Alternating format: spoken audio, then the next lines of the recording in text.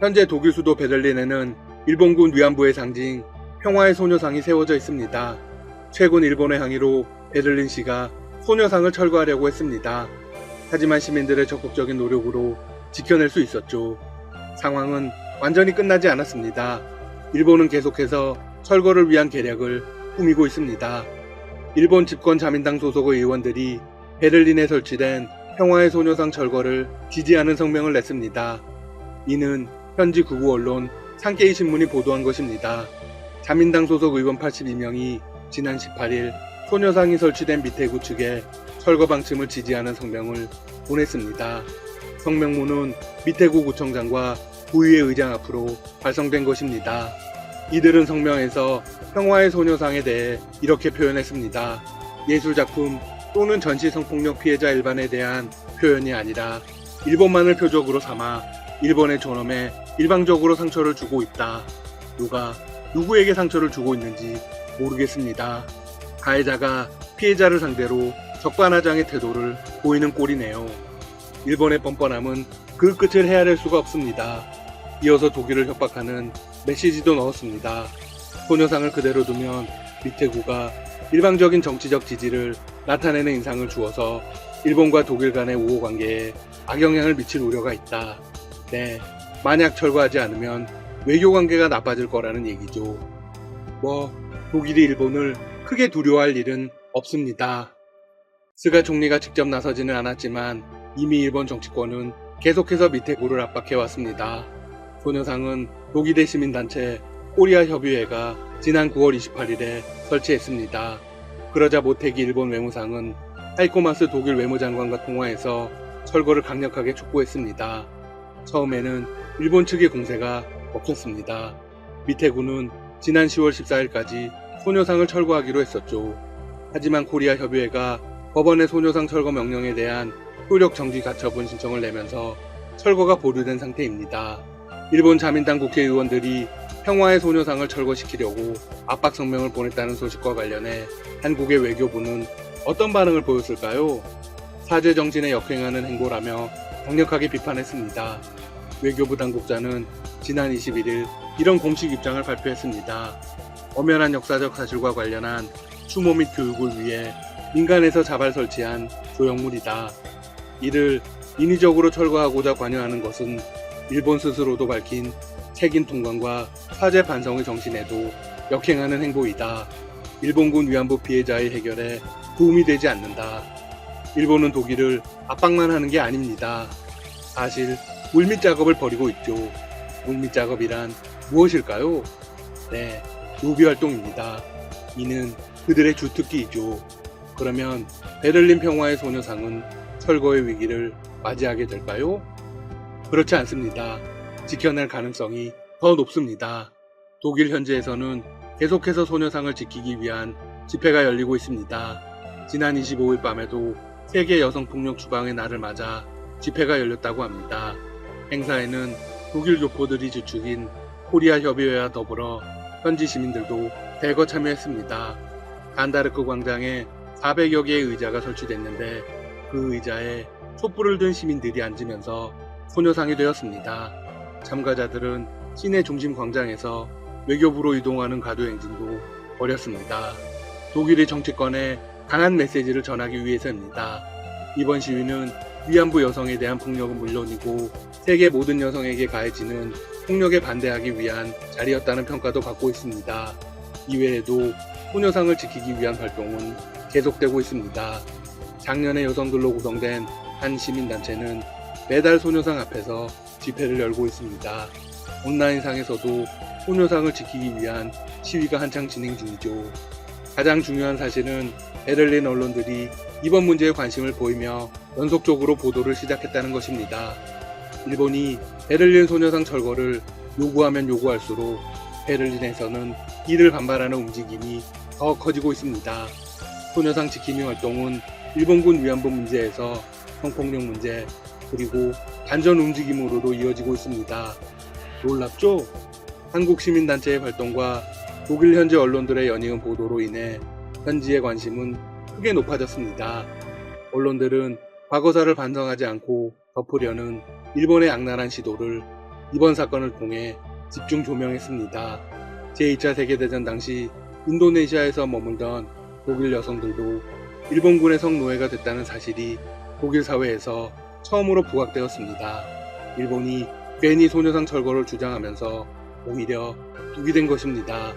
노비를 버릴수록 일본의 만행이 만천하에 알려지게 되었네요. 결국 나치 독일이 여성들에게 자행한 전시 성폭력 문제까지 끄집어져 나왔습니다.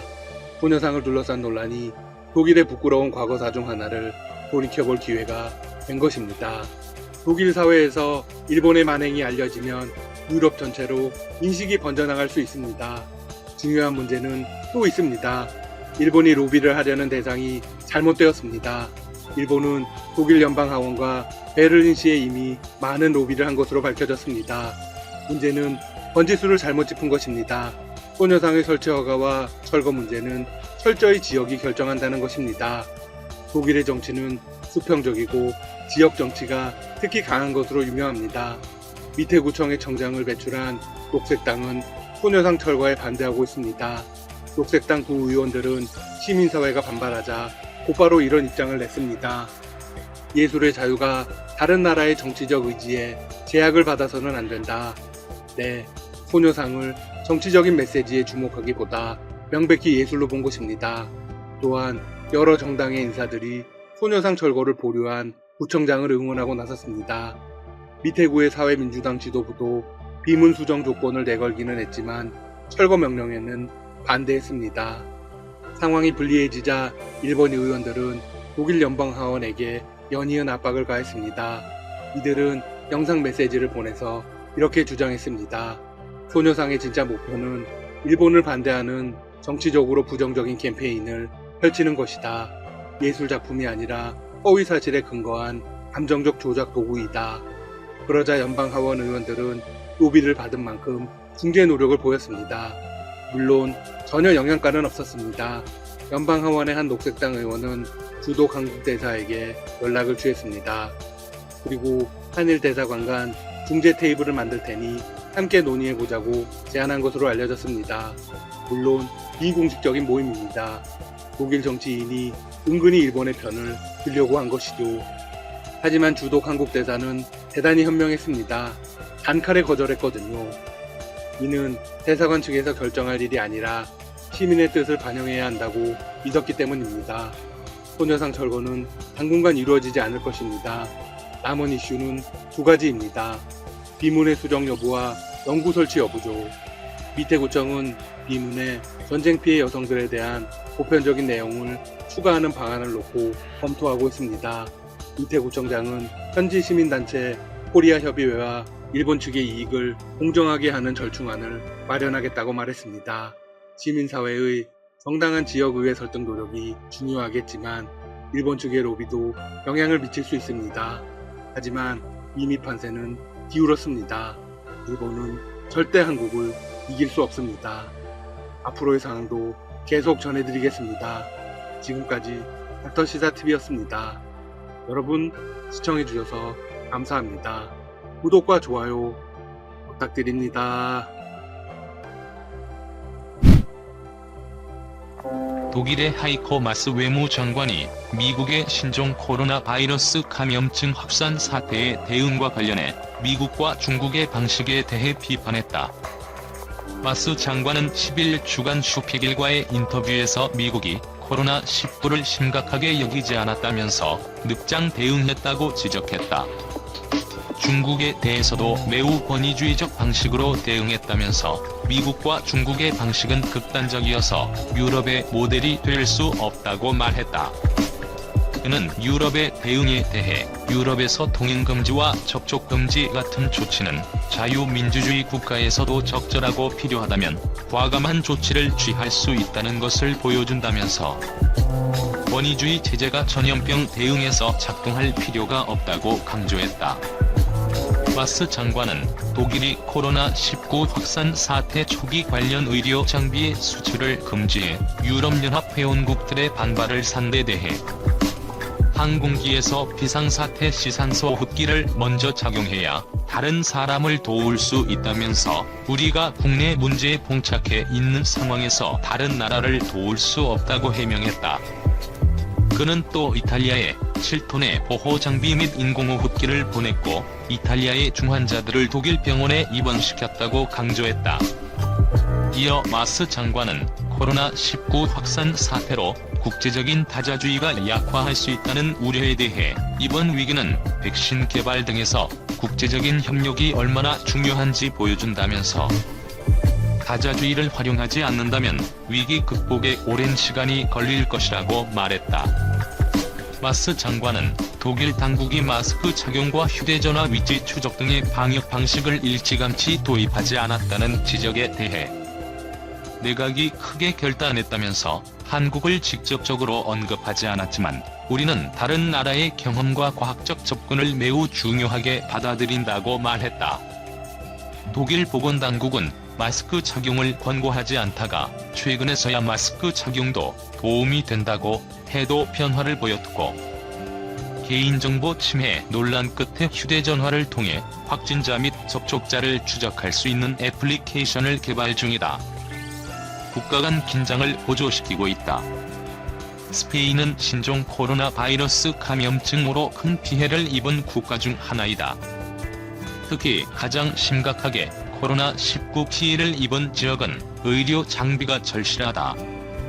스페인 지자체가 보건기금으로 터키에서 구매해 들여오기로 했던 인공호흡기가 발이 묶이는 일도 있었다. 터키 정부도 의료품 확보가 시급한 상황이라 물품 선적을 보류하면서 벌어진 일이다. 스페인 언론은 현지 소식통을 인용해 이 상황을 도둑질이라고 표현했다.